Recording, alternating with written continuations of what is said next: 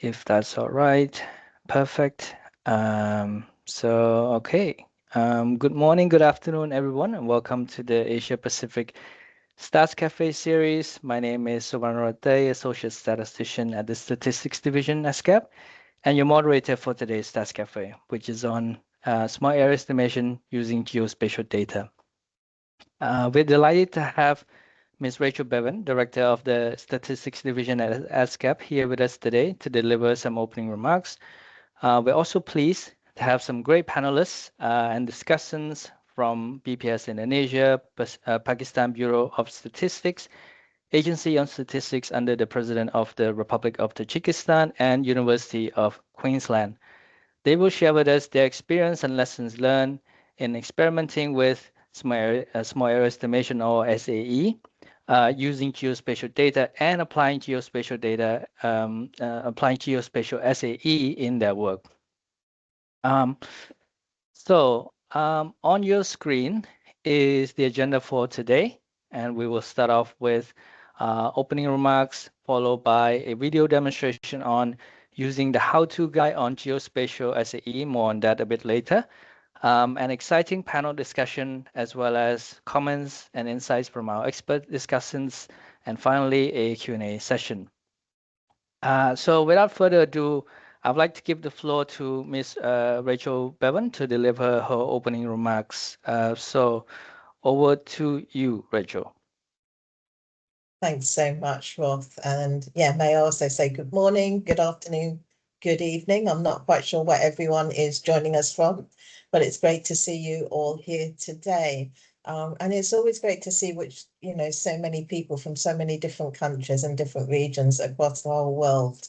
And today we're going to really look at a topic that's rapidly transforming the way in which we produce, use, and think about official statistics. And as many of you know, the demand for timely, granular, and reliable data continues to grow all the time. And policymakers, development partners, but also communities are increasingly asking for information that reflects realities on the ground. So people are not just interested in national or provincial level data. They really want to see what's happening at district, village, and even household level. But meeting that demand is not easy. And national statistical offices are really under pressure then to innovate and find smarter ways to fill these data gaps, but also to make sure that when they're doing that, they keep continuing to maintain the quality and integrity of official statistics. And this is exactly where small area estimation offers such a strong opportunity. And it's especially true when we combine small area estimation with geospatial and Earth observation data. And we've seen tremendous progress in improving the availability, but also the accessibility of geospatial data over the past few years. Indeed, the costs have also come down considerably, and in many cases are free. And advances in satellite imagery, the wider availability of geospatial data sets, but also some of these new analytical tools, some of which are driven by AI, are opening up all kinds of possibilities that really did not exist a decade ago or even just a few years ago. And then these innovations allow us for the first time to really produce local level estimates for poverty, also for food security, health, labour markets, and other critical areas for monitoring development outcomes. And they really do help to ensure that no one is left behind. But we know that technology alone is not enough. To fully realise the potential of these new methods, national statistical offices in particular need the skills, the guidance, but also the practical tools to use these methods effectively. And many countries have been asking us for those things. And that's why today's Stats Café is so important. So over the past few years, we've been working with UN Statistics Division and the World Bank, who have invested heavily in building capacity in this area. And just recently, we held a joint UNSD World Bank, we produced the primer on using geospatial data for small area estimation. And most recently, as well, a step-by-step how-to guide was produced by ESCAP, but also with our colleagues in the Commission for Africa, the Economic Commission for Africa, UN Stats Division, and also the World Bank. And this is really helping to provide clarity and direction on leveraging geospatial data for small area estimation.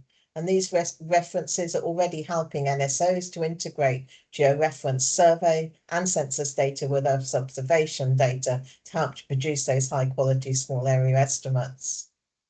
And in 2024, we also launched a capacity development program that brought together e-learning with hands-on training and actually help countries to directly use those methods on their own data.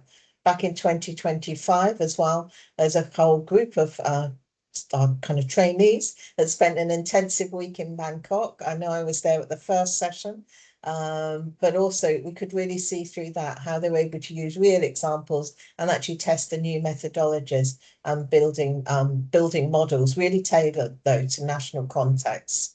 And prior to that, that particular group of staff had actually committed a lot of their own time and effort into improving their geospatial small area estimation skills, and they completed a several-month-long facilitated e-learning course that was actually developed by ESCAP, UN Stats Division, and UNICEF. So I'm really glad today that we've got so many of them who've agreed to come and share their experiences of that with everyone today. And our aim in this Stats Cafe is to open up that conversation to a wider audience, to share the latest developments in geospatial small area estimation, to hear from countries applying those methods in practice, and really to demonstrate how the guide can be used. But whether you're just beginning to explore small area estimation or whether you're looking to actually scale up existing efforts, we hope that today's Stats Cafe will provide real inspiration, but also some concrete pathways forward. And as always, collaboration is at the heart of everything we do. And none of these advances would be possible without the close partnership we have with UN Statistics Division and also the World Bank. But of course, also the dedication of national statisticians throughout our region and beyond who continue to push boundaries in their own countries. And we thank all of you for your ongoing commitment.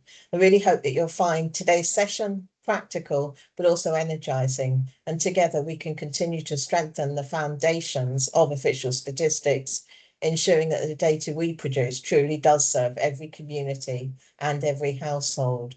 So thank you, and I wish you a very productive discussion, and I will be joining in. As ever, let me just remind people we're recording it so you can look back, but also do please use the chat bar. We really want to kind of hear questions, but also hear comments as we go throughout. So just encourage you all to do that. I know it's not quite the same as an in-person session, but we try to do what we can through the chat function. So looking forward to hearing from you all. Back to you, Roth. Thanks.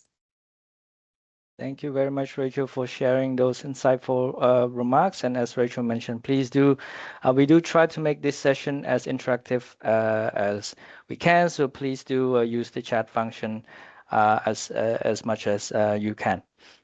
We're now on to our next session, which is a video demonstration on using the how-to guide on geospatial small area estimation.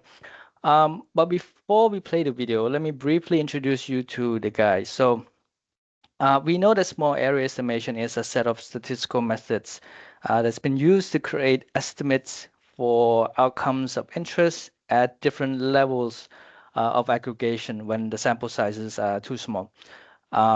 And as more and more geospatial data become available to the public, interest in using such data, such geospatial data with SAE grows notably. And in recognition of this growing demand, the United Nations Statistics Division and the World Bank develop a general overview and a set of practical suggestions in the form of the primer on small area estimation with geospatial data that Rachel mentioned earlier. And to further operationalize the primer, ESCAP, ECA, UNSD, and the World Bank developed this how-to guide on geospatial SAE using R to support practical implementation and provide some hands-on learning experience with codes, real-world data, and explanations to carry out geospatial SAE. To help you navigate this guide, we prepared this video demonstration, which I will play for you now. Just give me a few seconds. I should have it up in a few seconds. It's still loading, apologies.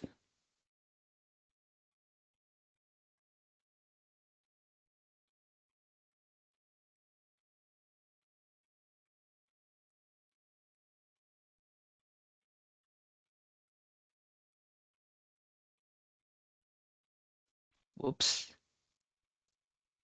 Let me.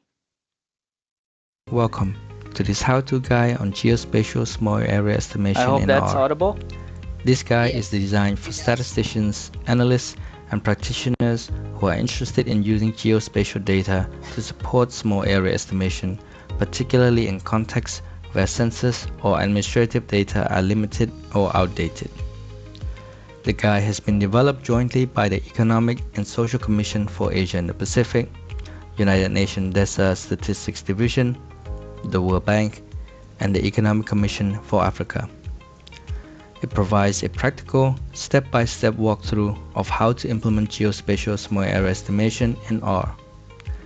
It is not a theoretical textbook. Instead, it focuses on how to use geospatial data for SAE in practice, using runnable code and real data. The guide assumes a basic understanding of R, but importantly, it does not require any prior experience of working with geospatial data. The HTML format guide is designed for hands-on learning with code chunks, figures, and explanations presented together. It takes you through all the key steps needed to produce disaggregated estimates of poverty or other variables. To get the most of the guide, it is recommended that you work through it section by section, copying the code to run on your own computer as you go. We suggest first replicating the example as presented and then adapting the workflow to your own country context or indicator of interest. Over the course of the guide, you'll learn how to set up an R environment for geospatial SAE, work with vector and raster data, prepare survey data, extract and engineer geospatial features, estimate SAE models using the PuffMap package, and map and interpret the resulting estimates. The accompanying GitHub repository contains all the code and data you need to work through the guide. What's more, the code is fully annotated, making it easy to modify and build upon, adapting it to work across a wide range of contexts and for different SDG-related indicators. Additional resources, including the SAE for SDGs wiki and the Geospatial SAE primer, are linked throughout the guide and provide useful next steps for deeper learning. Thank you for watching, and please do share the guide with colleagues who may find it useful.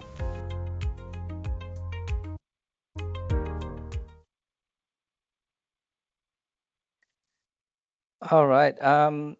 Let me just go back to slide 1 second.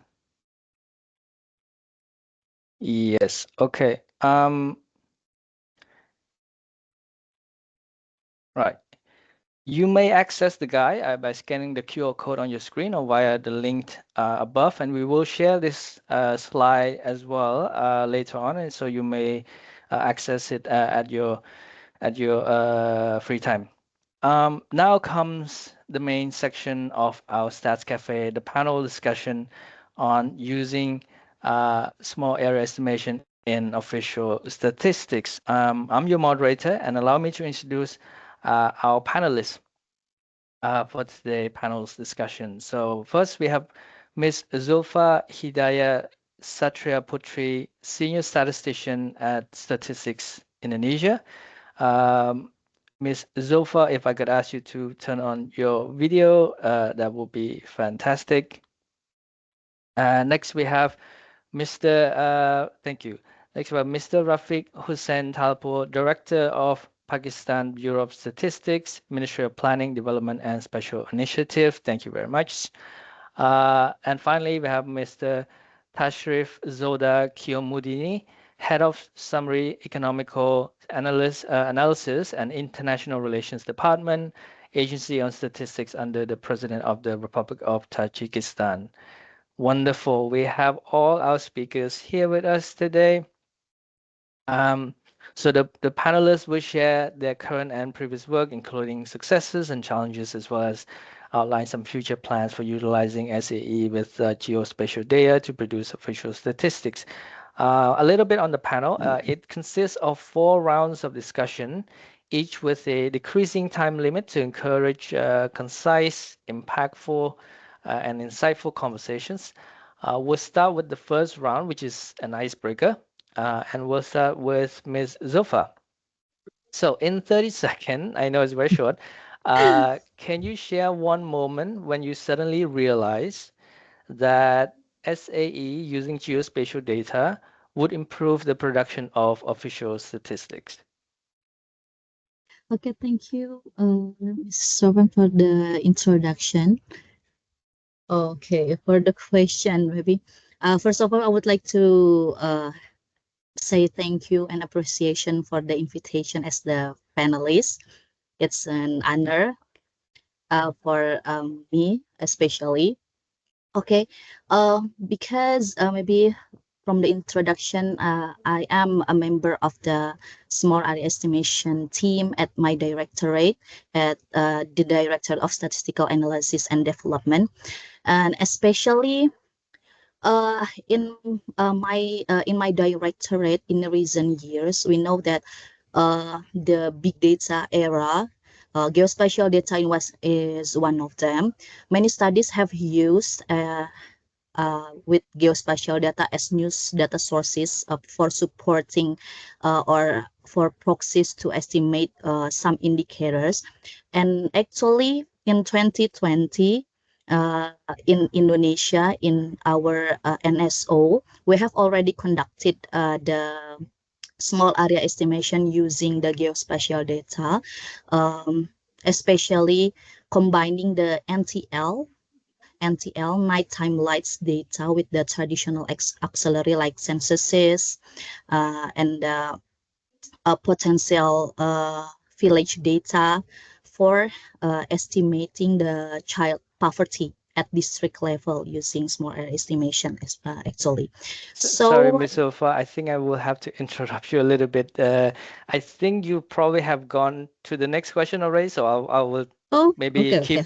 keep your answer right now. We'll jump to the second bit in a bit. Okay. Thank you, thank you. Okay, thank you.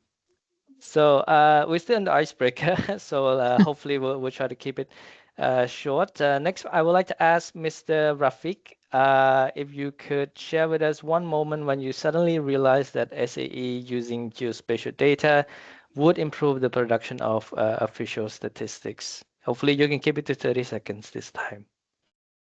So thank you very much. I'm working as a director, field services in Pakistan Bureau of Statistics, and I am also project director of change of base of national accounts. These are some of the 52 surveys which we have to conduct in 4 years through the development project.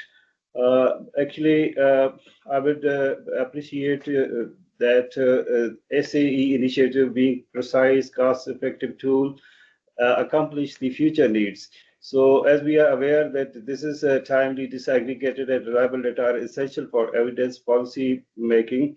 So Pakistan has huge, area. So this will be very helpful in indicating some of the indicators at the lower administration level, because normally we display our statistics at provincial or at district level. So we can move towards the lower level. We can say that at the sea level, at Kanungo, at village level, at even at block level. So this is a very good initiative here in Pakistan, and we welcome this on the behalf of PBS Pakistan being NSO. And we are thankful to World Bank, ESCAP, ECA, and if I forget any name, so we are helpful. We appreciate all these organizations. They organized this training, and we became the participant of that workshop. Thank you, sir. Thank you for for sharing your insights. Last but not least, we have Mr. Kiyo Mudini. Could you share the same answer to the same questions when you suddenly realized that geospatial SAE would improve official statistics production? Sure. So thank you very much, Mr. Savarnorth. It's my pleasure to be here as a panelist. And for this 30 seconds, I will just try to be very short.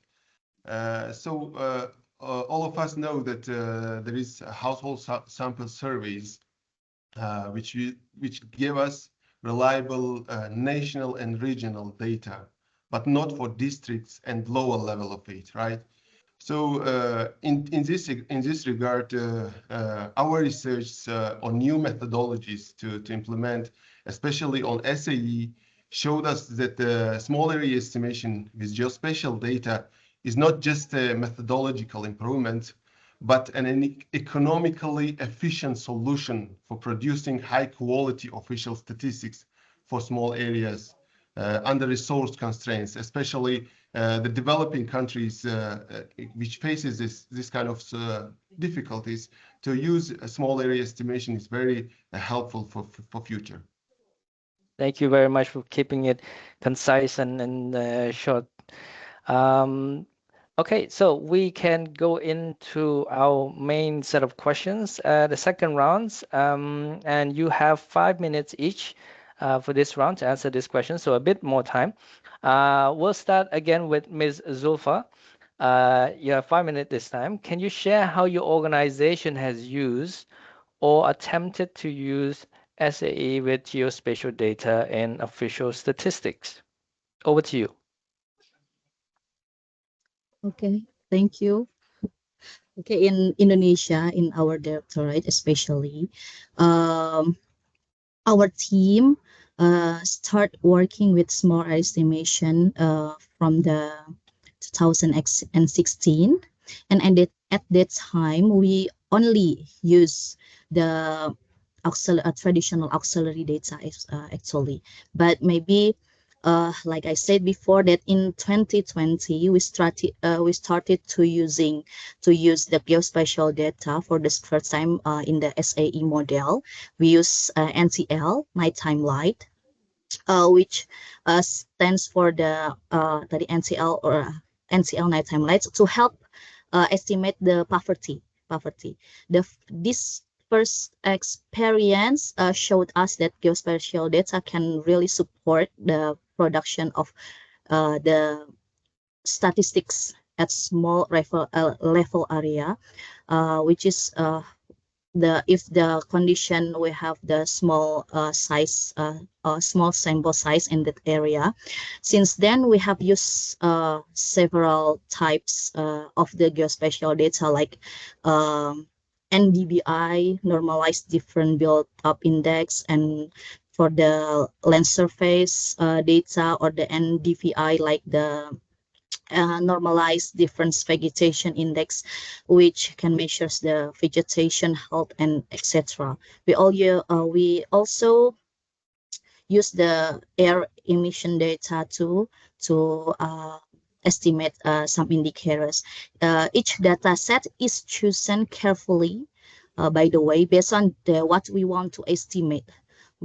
So we only use variables that are truly relevant and can meaningful to explain our target indicators. So actually, one of the our process to choose the auxiliary variable is based on the relationship of the auxiliary variables to the target indicators. Okay, and then including the geospatial data variables, it's depend on the target variable. So we do not maybe select the variable that are only available, but also they have the clear theoretical empirical relationship with the target indicator. So okay, and then actually for the indicators that we have study and try to estimate a lot of indicators, but especially for the SDGs indicators, because we have target a lot of like target to estimate some of the indicators that we have to aggregate to the lower level for the some of the SDGs indicators. So yeah, up to now we have not use purely geospatial data as the only auxiliary variable in our SAE models. We are still combining geospatial data with the traditional information, traditional auxiliary variable like censuses and the administrative data source that available.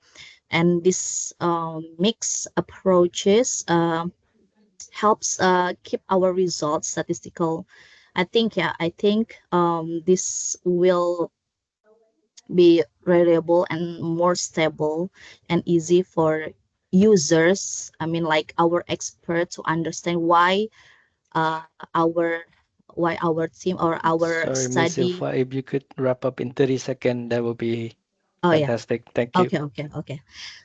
Especially maybe it's like our challenges is to reassure our top management or experts to convince that small area estimation results can become the official statistics. Thank you. Thank you very much for sharing your experience. It seems to be very interesting.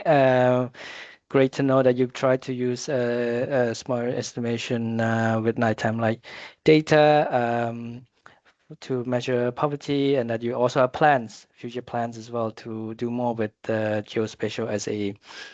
Thank you. Next, we have Mr. Rafiq. Same question, 5 minutes.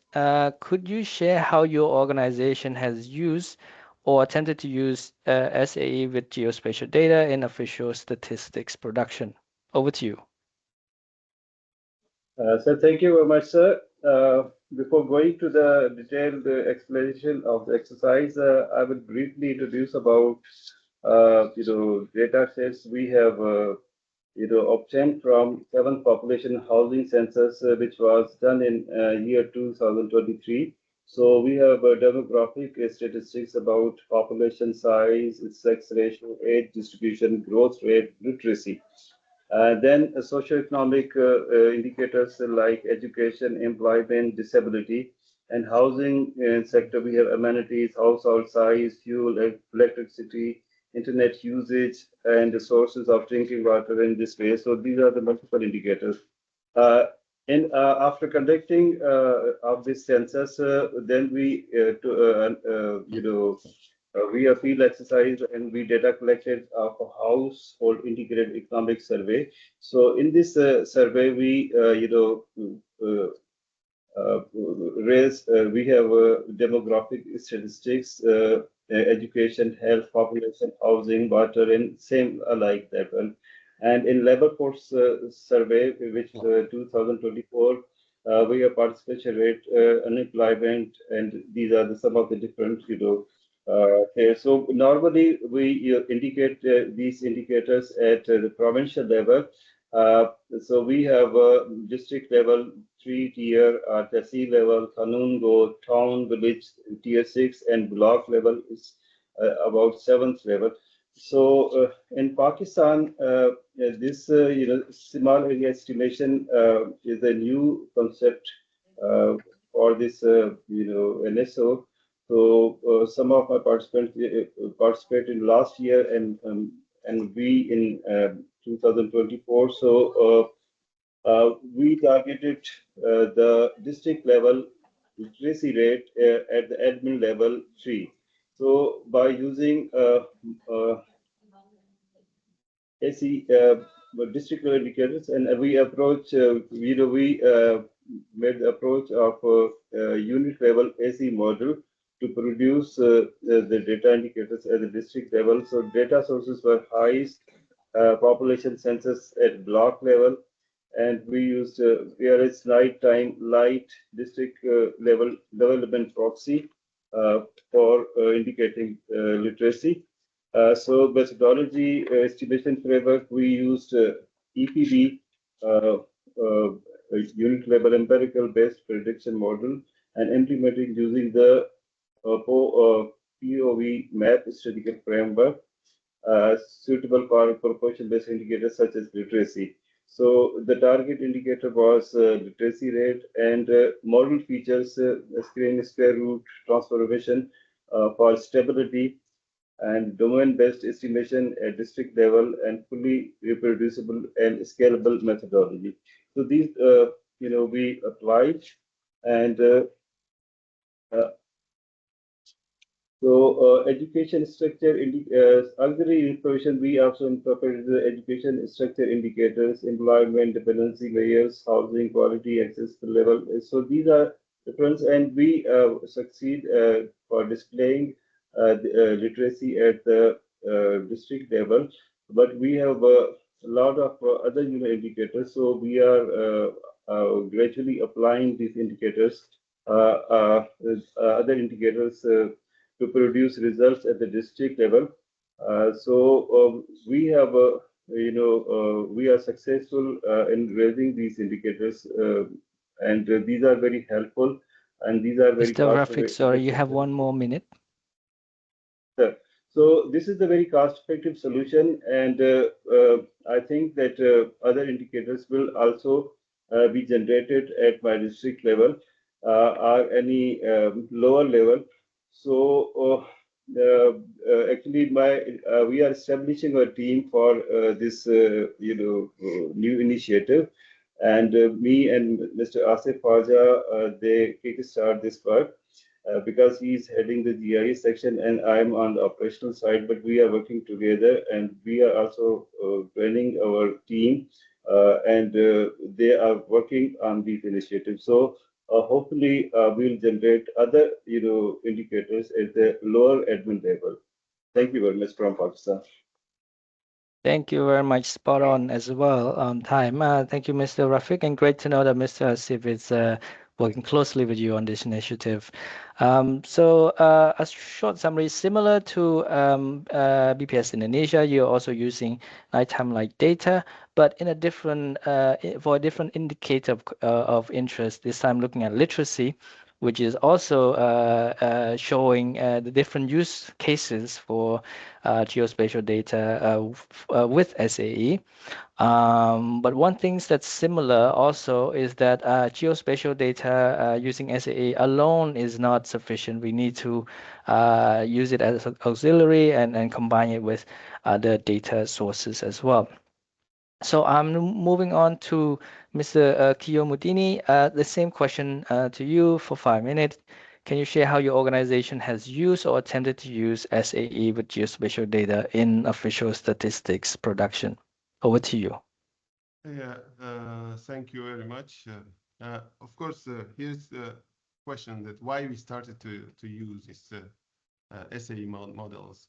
So actually, in our organization, the main motivation, we can say, for exploring small area estimation with geospatial data has been the increasing demand from government and development partners for reliable disaggregated indicators at the district and local levels. So actually, in Tajikistan, in the lower levels, there is regional development programs, which contains a lot of indicators. So to have these indicators, local governments and also Ministry of Economic Development, which is monitoring this part, they are interested to have all the indicators in a local levels and in a Jamaat. Jamaat is a lower level of local governments. So this demand is particularly for, we can say, for SDG indicators included poverty measurement, labor market analysis, and social protection targeting. So to respond to this gap under limited financial and human resources, as far even I mentioned, we experimented experimented with smaller estimation on a pilot, we can say, and analytical basis, rather than to officially production yet. But in a short future, we are planning to do it. We tried to use the household data surveys, especially we have household budget survey, which is conducting quarterly basis for poverty measurement, and also labor force survey. That last one was conducted in 2025. We use this information with auxiliary information from population census, administrative records, shapefiles, and geospatial datasets. So we can say that geospatial components added value in two important ways. First, it improved the quality and availability of auxiliary variables for SAE models, especially for remote and rural districts where administrative data are weak. So second, it helped align statistical outputs with an actual planning and budgeting units based by line ministries and local governments, making the results more policy relevant. So although these experiences were not officially published, we have it. We use them initially for methodological learning, capacity building, and dialogue with stakeholders. The results clearly showed improvement over direct survey estimates. Like smaller estimators were more stable, showed more realistic spatial patterns, and were better suited for mapping, actually. So this experience helped us understand with SAE, with geospatial data, is not just a technical innovation, but a practical and cost-efficient approach for producing more relevant official statistics in resource-constrained environments, especially in developing countries. So actually, we have other plans to do it, to try it actually, based on it to then officially in a statistical program. We want to add it as a part of official statistics for next year. I mean for next year, and to publicly publish the results for the all users. Nowadays, we're just using in our internally and line ministries, which is needed, like to checking with them somehow how is more reliable, realistic the data that shows in real life. So in the future, we have planned to officially publish it. Thank you. Thank you very much, right on time as well. And again, very similar to our previous speakers, using geospatial data as auxiliary data, complementing existing data source such as your survey, admin data, and census to do SAE. One additional key point, which I think was quite interesting, is that you highlighted the demand from relevant ministries, and also the fact that geospatial SAE helped linked to broader policies and also policies that have budget implications as well, which is always a good thing to hear. That's being used, and hopefully you'll move on from experimentation to actual production of official statistics soon, and we'll be in talk at that point. Before we move on, I noticed that Mr. Rafiq, you have your camera off. I'm not sure if it's a technical or bandwidth issue, but if it is, it's okay for you to keep it off. But oh, yep, it's back on. Perfect. Thank you very much. So we'll move on to the third round, and you each have 4 minutes this time. It's a little bit shorter. Again, we'll go to Ms. Zulfa first. The question is, what has been the main challenge or bottleneck preventing you from integrating SAE with geospatial data in your organization's work streams? And if you have resolved the challenge or bottleneck, what is the main advice you would give to people?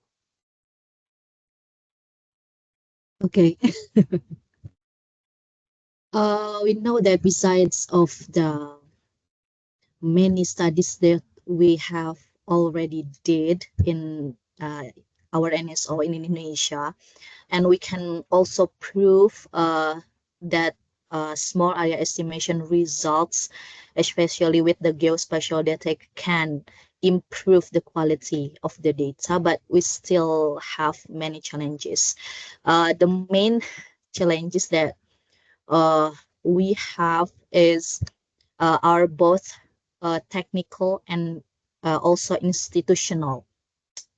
One of the technical challenge is the updating and maintaining the auxiliaries data source, such as the of course, census is only like every 10 years. So we realized that to have the data that continuously and consistent over time, in this context, that geospatial data actually can provide that challenge to be a good solution, because we know that geospatial data have a wide coverage and regular availability. That's the first and the main challenge of our implementing smart estimation. And another challenge is how to validate our data source, such as the satellite-based indicators, and how to validate to check the quality of the smart area estimation results. So with the quality check, we can ensure that the result is good to become the official statistics, and we can convince our top managements and our experts here that this estimation from the model estimate can be produced and can become the official statistics. And also the we have the challenges also to make a guideline or a framework to implementing the smart area estimation, that like I have said in Bangkok that if we have the standard guideline or standard framework from to applying to apply the smart estimation, maybe it will be the good solution for the in especially in here in NSO Indonesia, to have the to get the another step to get the come closer to the official statistics. And also maybe my main advice to those who want to follow this path to start applying smart estimation to indicator that you have in your countries, that maybe you can start to implement, to start to study smart estimation disaggregation with the simple indicators, and you start to search for the auxiliary variable, geospatial data, or traditional auxiliary data that have strong theoretical links with the target indicators. That actually our NSO Indonesia have developed a framework, and it has been published like a book titled Small Area Estimation Governance and Framework, but maybe it's still internal uses here. But maybe if you want to know what we always what step or guidelines, or maybe some of the several studies that Indonesia did with smart area estimation, and with smart estimation with geospatial data, I can share to you after this discussion, this panel. Thank you. Perfect. Thank you for offering that. That would be much appreciated, I'm sure. So you mentioned two key challenges, one technical and one institutional. Well, I'll lump the two technical together, basically. Keeping auxiliary data up to date, but also at the same time validating findings that you've derived from geospatial data, which is something I'm sure a lot of the colleagues from the NSO in the region can relate. Institutional, and the fact that you need some sort of guideline that's used throughout the NSO, but also with relevant agencies that involve in this work as well. And your advice is that we should start small, find an indicator of interest that really resonate and has a lot of need, and then just focus on that indicator for the first application. Okay, thank you very much. We'll move on to Mr. Rafiq. I hope you're ready. So 4 minutes. What has been the main challenge preventing you from integrating geospatial SAE in your organization's work stream? And if you have resolved the challenge, what would be your advice to people? Thank you, Roth. I will start with a positive note that we are on the track for indicating data at the lower level, as I already mentioned. But I will endorse Zulfa that she was also keen about whether these indicators which have been quoted at the lower level, whether it should be validated or not, because this is the key issue that in my country, the policy planning is being done by the provinces or at the federal level. So how it is important to validate these indicators and to make a plan, let's say the development plan for any initiative for, let's say, for the disability or for the education or for health or any other initiative. So whether these indicators which have been, which have been extracted from small area estimation at the lower level, whether it should be whether these indicators should be validated or not. This is the key question, which we have not done in our country. Secondly, the statistical department in Pakistan, because the provinces are independent and they are drawing and planning for their own provinces. So how can they be beneficiary of this initiative? So we have to think about that. We have to work on this, that we can engage our provinces to work on the same page with national level in Pakistan, whether we are at the federal level and they are at the provincial level. So we are, engaging how to engage these provinces. This is our issue. Third, I will say that I'm project director of change of base of national accounts. So we have to conduct 52 surveys. The key indicator which we want to display is the gross value addition of any sector in the economy. So we have to go at the micro level, at the lower level, let's say the firm, and then this gross value addition calculated at our sectorial level. So how can we beneficiary for this SE estimation at the higher level? So we have not so far successful in this exercise, but we are doing our level best, because this exercise is being done after every 10 years to register the new firms or new businesses in the economy. So overall, in this way, we set the prices and the magnitude of the the economy to calculate the economy at new price level. So these are some of the things that we are working on it, and we are also trying to draw the framework for this initiative.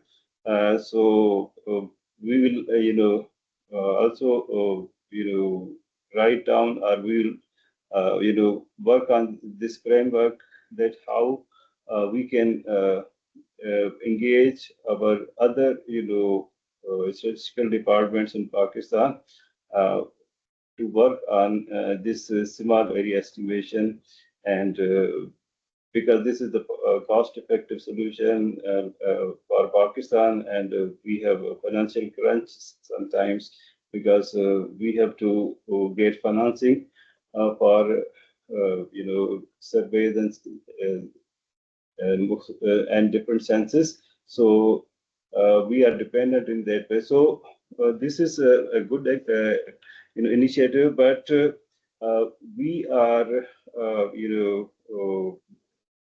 looking forward for some solution for, as I already discussed, that solution for conducting these 52 surveys in a cost-effective manner.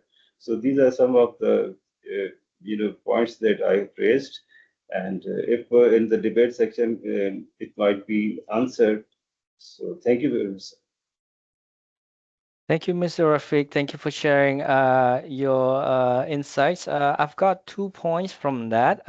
In terms of challenges, you mentioned that similar institutionally, it's quite hard to I should say technically it's quite hard to validate the data, and also there's a need to sort of translate the findings from SAE, geospatial SAE, into sort of broader, more cross-sectoral policy implications as well. And I think it sort of highlights what you were trying to say. I think is that there is administrative arrangement, and different countries have different administrative arrangements, which affects not only the feasibility of using geospatial SAE, but also the planning, the budget implications, and the approval process needed to conduct this work. So very interesting. Thank you for sharing. Finally, we have Mr. Kiyo Mudini. Same question for 4 minutes. What has been the main challenge preventing you from integrating geospatial SAE in your organization's work, and what would be the main advice that you would give to people if you've resolved the challenge? Over to you.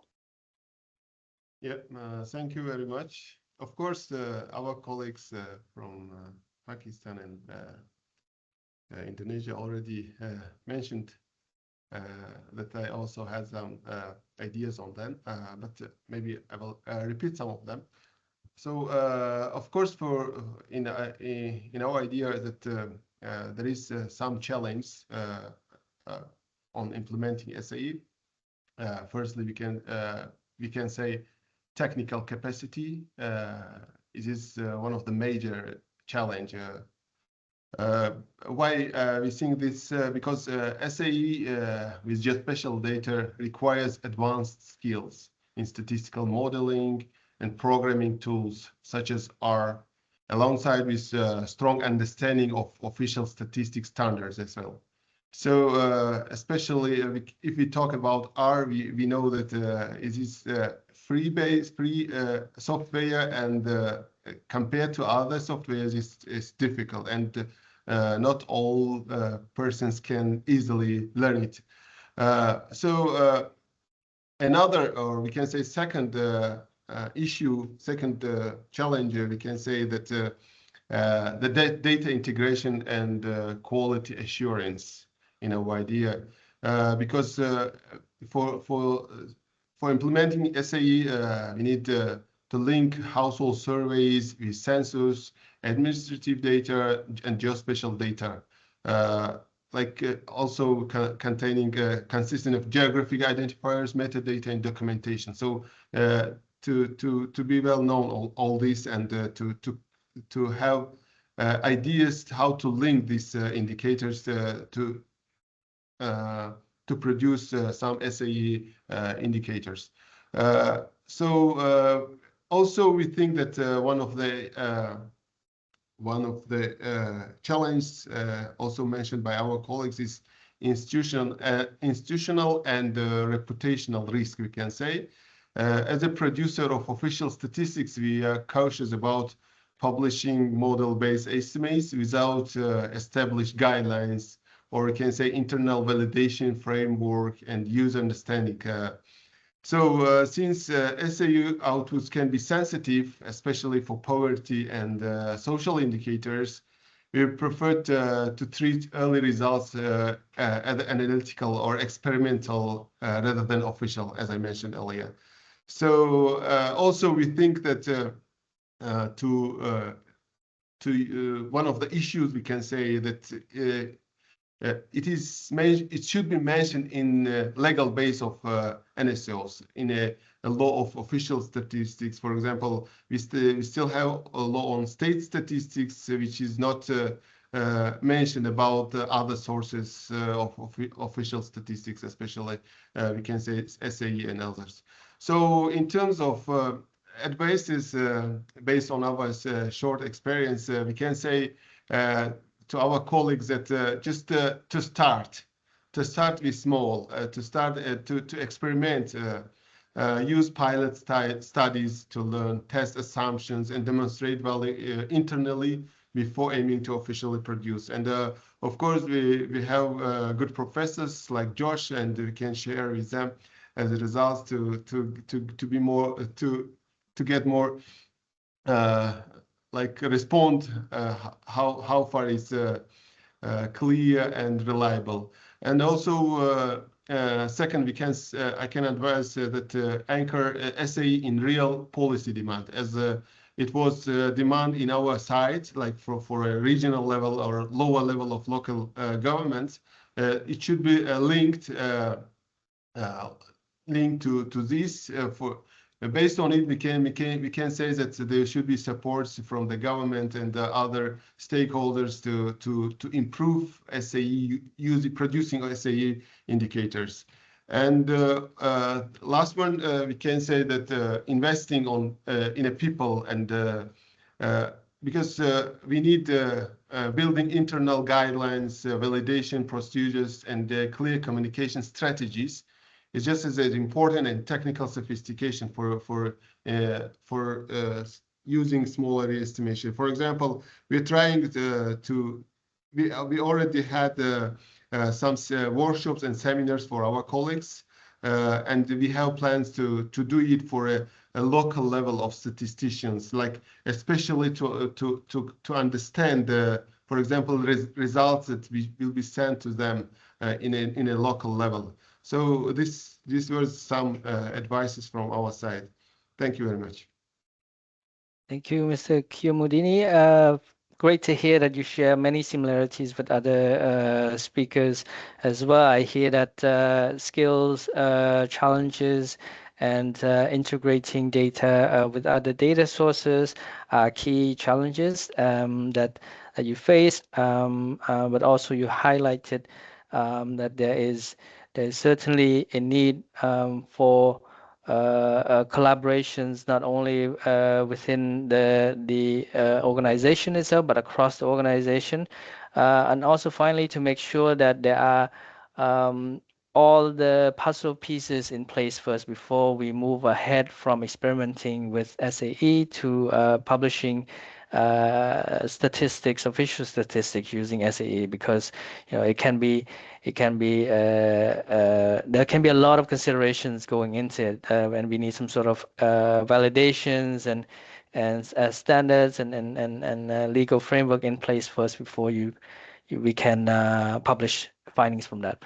So these are very helpful, and we will now move on to the last round of our panel discussion.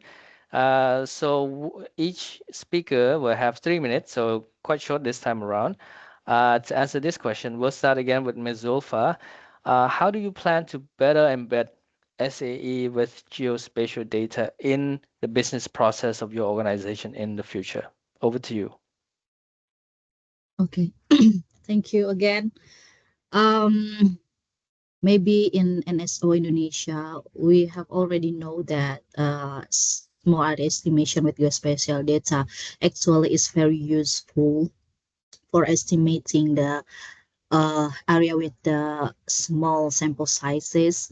And also our many ministries in Indonesia are asking for some of a lot of indicators that to be produced at very small areas, even down to the village level.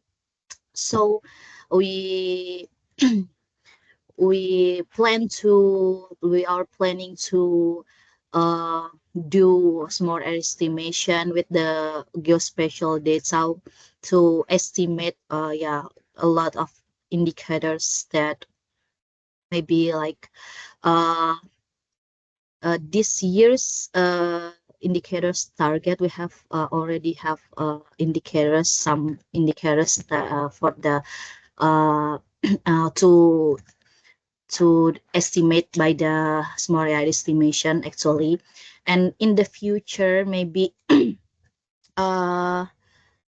we still practicing and study with the geospatial data as part of our auxiliary information, and we will continue this effort to and by incorporating more geospatial variables, because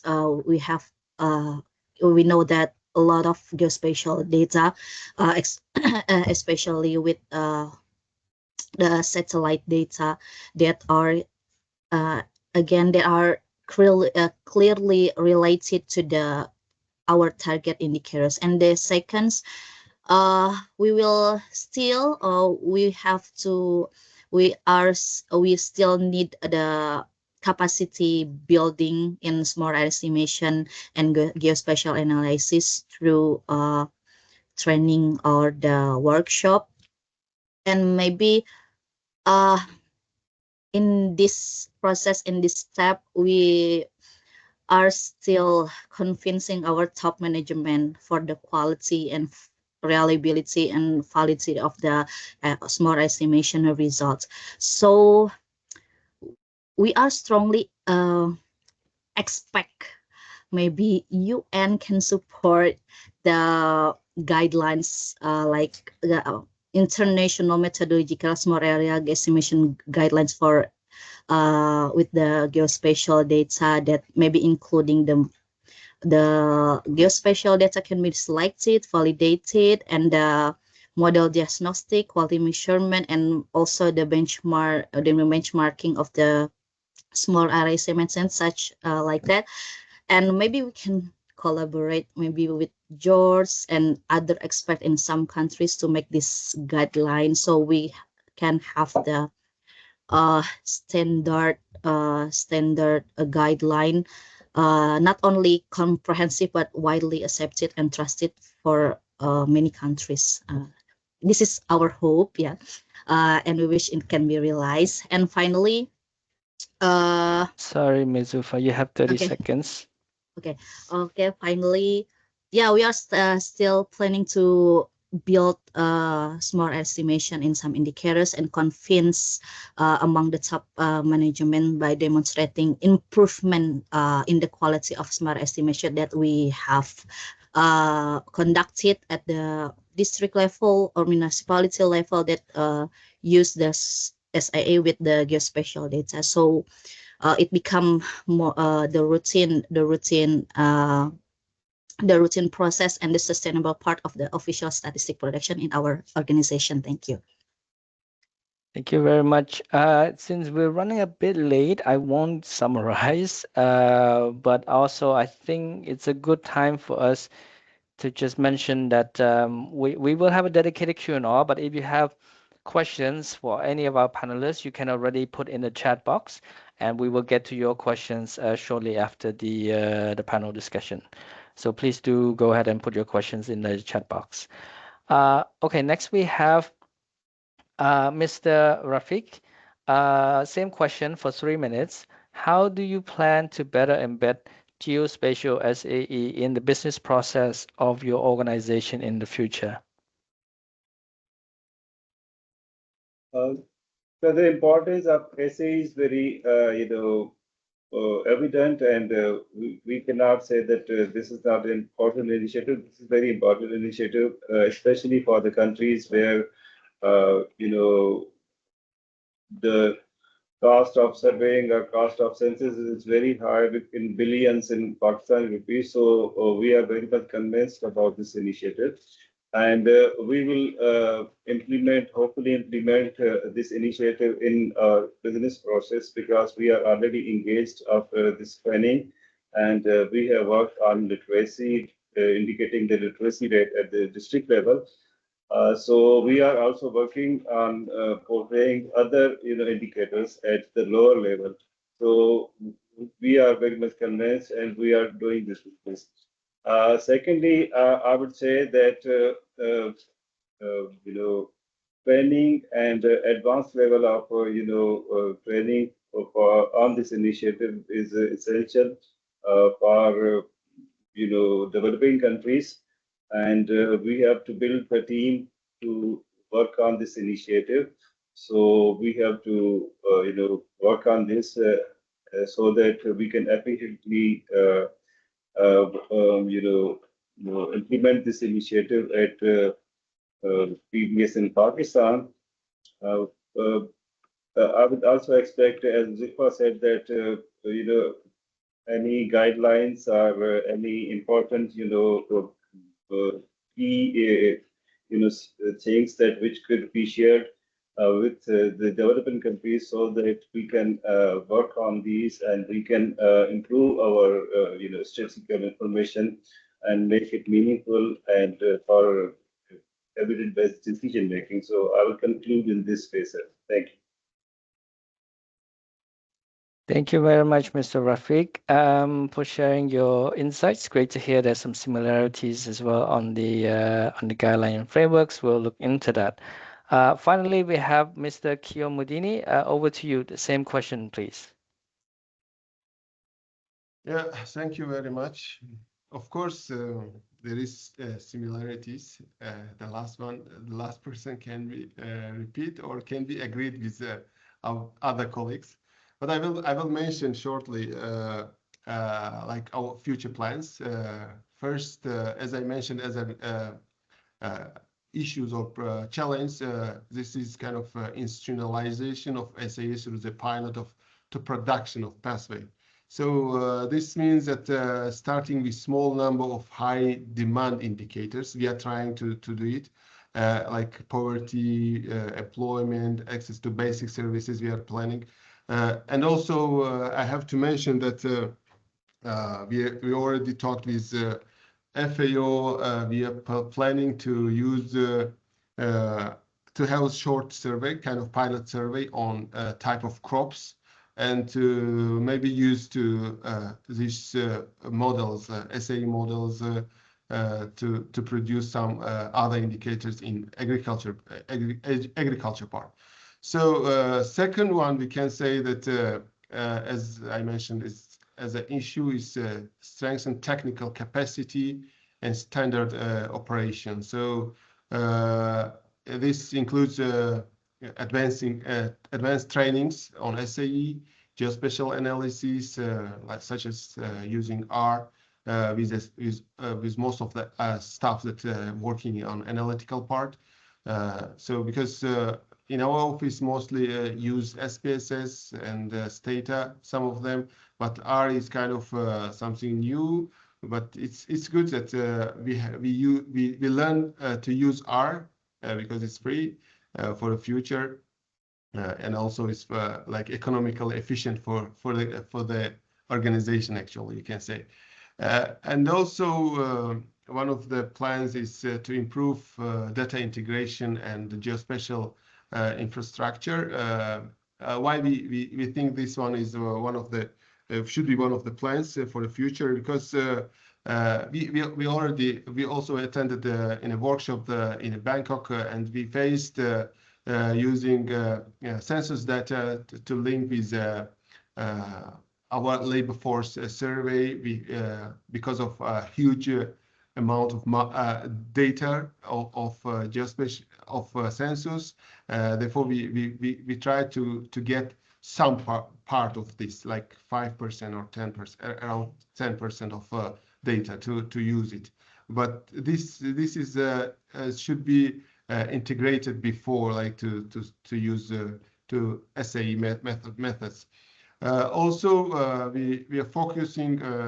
We're trying to focus on user engagement and communication with other stakeholders, other ministries, and the local governments, and like to show them or to explain to them that the strongest part, the reliability part of SAE data for small areas, and the way that we will be analyzed and produced the data. So also we think that partnership and Sorry, knowledge you have 30 exchange seconds. is one of the plans in terms of between the countries, between NSOs, and also international organizations that are interested on SAE. We are happy to work with them to share our knowledge and to learn from them. This was some of our plans for future. Thank you very much. Thank you very much, everyone, for sharing your plan. It's very interesting to hear and very exciting as well to see where you're heading. I'm sure everyone found the discussions very intriguing, and I'm sure our two discussants, also feel the same as well. Let me just share my screen a little bit. And introduce our two discussants. So first we have Dr. Josh Murfield, Senior Lecturer at the School of Economics, University of Queensland, and he is also the key author for the Geospatial SAE Primer and the how-to guide mentioned earlier. So very lucky to have Josh with us. And he will be sharing some of his insights after hearing from our panel discussion earlier. So over to you, Josh. Thanks, Roth. Can you hear me okay? Yep, we can hear you well. Great. Just because we're running late, I'll be kind of quick. I just kind of want to hit on two separate points that were brought up multiple times. The first was on capacity. And on capacity, I think it's really important to differentiate capacity in small area estimation and capacity in geospatial data. Right? So I know we're talking about geospatial data for small area estimation, but these are still two very different things. There are plenty of people who are, world-renowned experts in small area estimation and who could not write an R script to extract the simplest geospatial data, even if I gave them something super clean. On the other hand, there are people who could do all sorts of stuff with geospatial data that I couldn't do, but have no idea what small area estimation is. So I do think it's kind of important that we separate this conversation of capacity building between those two things, because there's no reason one person has to do both. You can imagine an NSO having a geospatial data team who puts together the stuff that allows small area estimation statisticians or economists or whatever they are to kind of use those as predictors in their small area estimation models. So that's the first thing I wanted to say. Then the second is multiple people talked about one of the things that's kind of making NSOs hesitate to adopt is this idea of validation. And, as an academic, when we're trying to push the frontiers on using new sorts of data sources like geospatial data, or new kinds of models like integrating machine learning into small area estimation, one of the things we have to do is we have to prove that it works. And in our case, yeah, there are actually two ways you can do it. One, you can kind of do it model-based and make these kind of assumptions about the underlying data generation process. But the other way you can do it is if you have access to real census data, which a lot of people at NSOs do. And when I say real census data, what I really mean is like the unit level census data. So, if you have 180 million people, 180 million households in your country, you have census data with 180 million rows in it. And because of the way we do household sampling, it's a very algorithmic sampling from a population. And so what you can do is you can take that unit level census data and you can essentially draw what is a random sample that mimics the way we actually draw random samples for an actual household survey. You can set up the exact same rules. First you can stratify across regions, provinces, whatever it is. And then you can randomly select villages, enumeration areas, whatever they are in your country. And then you can randomly select a sample of households from that village that was then selected. And you can do this over and over and over again. And as long as you have some outcome you care about in the census, you can essentially do this many, many, many times and show that using some sort of new data source like geospatial data actually can work. Right. And so I think one of the best ways to really convince a lot of decision makers and NSOs that, hey, this actually can make things better is to do things like that and say, look, we did it this way. We did it without any geospatial data, and then we did it with some geospatial data. And look, when we do it with geospatial data, we're more accurate, we're more precise, whatever. So I will stop there just for time. But in the Q&A, if there are questions for me, I'm happy to answer them.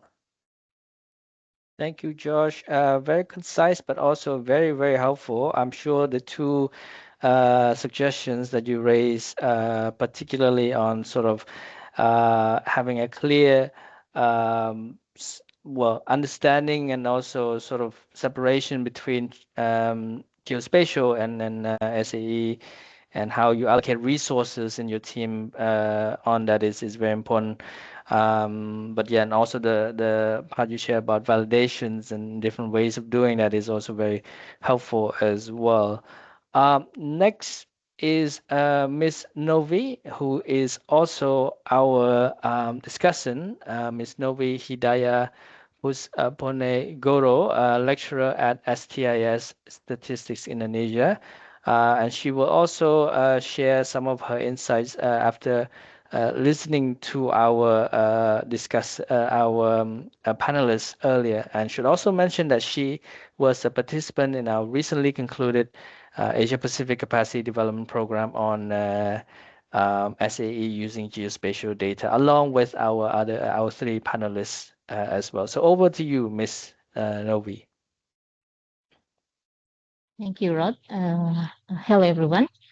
Okay, I'm trying to give some my note based on my note about the experience from the panelists application in their country. The first, my opinion about the technical capacity. Maybe we can manifesting them with join or ask them to join the workshop that's been prepared by the chef. There is I think it's good to maybe in develop their technical maybe capacity.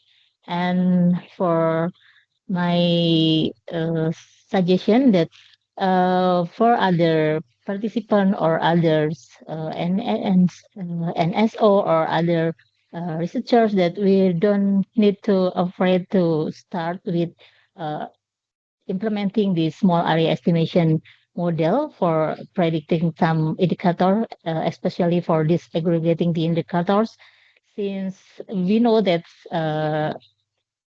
all models may be wrong, but some are useful. I think it's a good start. And the final maybe some opinion, or for my opinion, that we need to implement it, or we need to make some framework in to implementation small area to provide official statistic, maybe in what to make sure about the validation result, to make sure the precise although the coherence data or the result of special official statistic. That's good that some countries like Pakistan have been implemented the small area estimation on unit level.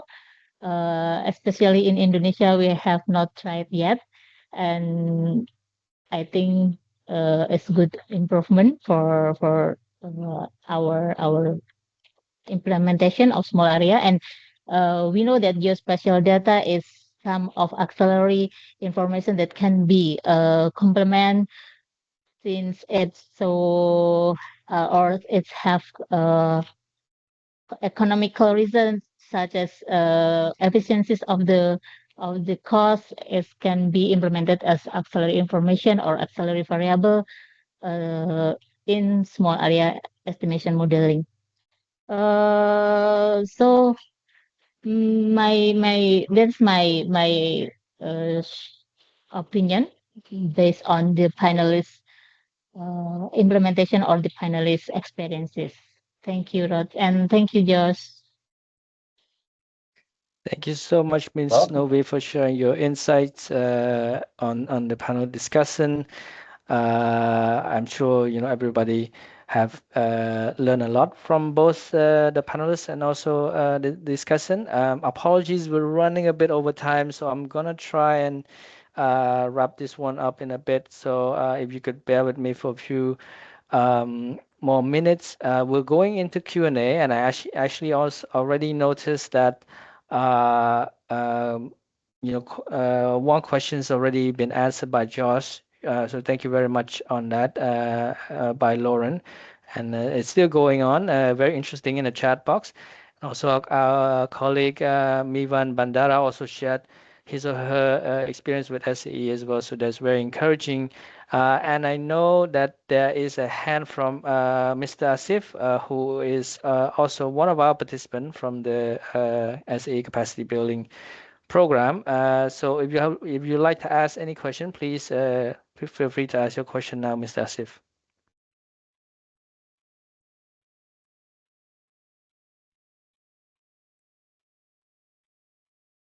Mr. Asif, if you would like to ask your question in the chat, that's also fine. Or if you would like to turn on your microphone and ask the question, that's also fine as well. Someone has a hand up, Rod. Yes, I'm asking Mr. Asif Majid Kawaja, who has his hand up. Hopefully he's able to speak soon. Mr. Rafiq, do you happen to know if he's if he's in the same room as you? Sir, if you allow me, maybe Asif is a little bit shy, may not be asked question. Right. I would ask the question that we are conducting 52 surveys of change of base of national account at the national level. The main outcome of the surveys is to calculate the gross value addition of sectors of the economy. I would request Mr. Josh or anybody could answer that how it can be helpful to use any technique to calculate the gross value addition, because this is from the lower tier to the higher tier, and we, in training we are trained from higher to lower level. So how can this be helpful to calculate the gross value addition, because we have to, go to all the firms, all the institutions at the lower level, and then this gross value addition we calculate for the sector, let's say for the agriculture sector, for the education sector, for the health sector in this way. So how it could be helpful if anybody could give us answer. Thank you. Thank you, Mr. Rafiq. I'm putting you on the floor here, Josh. Would you be able to take on this question? I hate to answer it this way, but the honest answer is that it's hard to really help without knowing more context.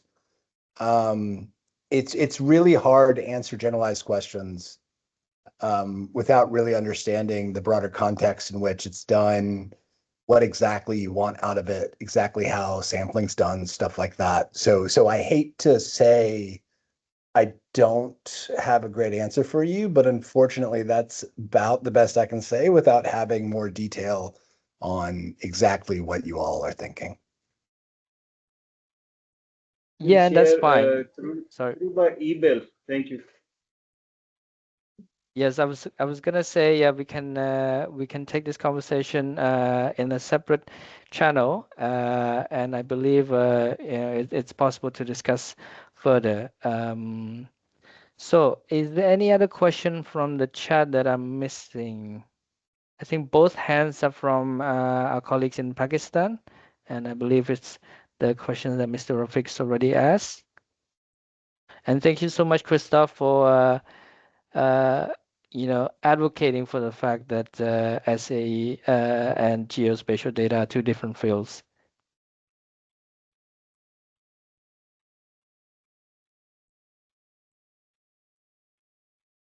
All right.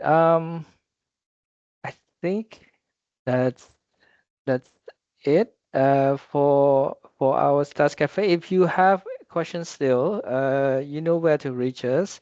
You can reach out to us and we will collect questions, and we will reach out to speakers and ask for their sort of answers and then return to you as well.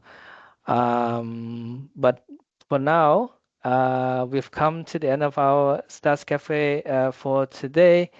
Thank you very much to everyone for joining, but especially to our three wonderful panelists, and two expert discussants for spending their time and valuable efforts to make this Stats Cafe happen. I'm sure it was a very enjoyable one for many, if not all of you, and I'm sure you've learned something from today's session. Our next Stats Cafe session is on data for AI. So, in a way, if you're interested in geospatial SAE, you might be interested in this one as well.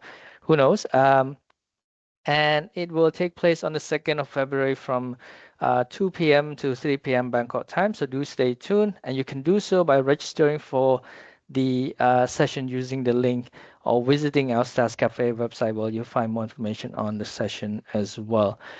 Finally, if you have not done so already, please join our Asia-Pacific Collaborative on Official Statistics LinkedIn group. It's actually one of the best ways to keep abreast of the latest initiatives by the Statistics Division, ESCAP, and our partners as well, including the latest Stats Cafe session. So you can scan the QR code on the screen to join the LinkedIn group when you have the chance.